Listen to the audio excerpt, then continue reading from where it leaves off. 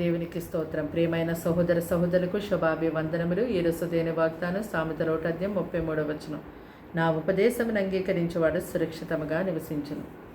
చూడండి, ఇది నాన్న క్రీస్తును ధరించుకున్నటువంటి ప్రతి ఒక్కరూ కూడా తప్పకుండా ఆయన మందిరానికి వెళ్ళి ఆయన మందిరంలో గడపాలని అనుకుంటారు కదా.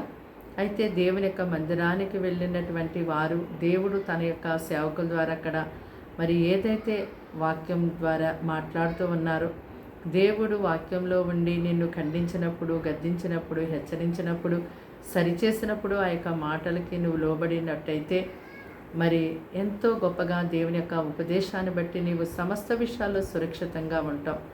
అంటే దేవుని యొక్క వాక్యం చేత మరి నువ్వు నడిపించబడుతున్నప్పుడు దేవుడే నీకు ఆలోచననిచ్చి దేవుడు తన యొక్క కృపచేత నిన్ను సమస్త విషయాల్లో కీడు నుంచి, అపాయం నుంచి తప్పించడమే కాదు కానీ ఎంతో సర్వ సమృద్ధి కలిగి జీవించినట్లుగా ఆయన నిన్ను ఆశీర్వదిస్తారు. ప్రార్థన.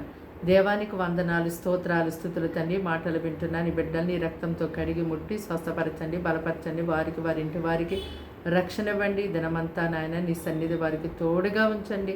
ఆయా సమస్త విషయాల్లో వారికి సహాయం చేయండి ప్రభా. ఎదుగో తండ్రి, అనారోగ్యంతో ఉన్న వారిని ముట్టండి దేవా, ఆయా స్వస్థపరచండి. అంధకార శక్తులతో పీడించబడుతున్న వారికి యేసు నామములో విడుదల దయచేయండి. కుటుంబాల్లో సమాధానం, శాంతినివ్వండి, నెమ్మదివ్వండి. ఏక మనసు, ప్రేమ, ఐక్యత యేసు నామములో దయచేయండి. మా దేశాలు, జిల్లాలు, గ్రామాలు, ప్రాంతాన్ని రక్షించండి ప్రభు. దినమంతా నీ సన్నిధి సహవాసం ఈ మాటలు వింటున్న ఈ బిడ్డలకి, వారి కుటుంబాలకి, వారి సమస్త విషయాలకి గొప్పగా తోడయుండి నడిపించబడినట్లు సహాయం చేయమని యేసు నామములో ప్రార్థన సమర్పించడి వేడుకుంటున్నాం తండ్రి. ఆమేన్.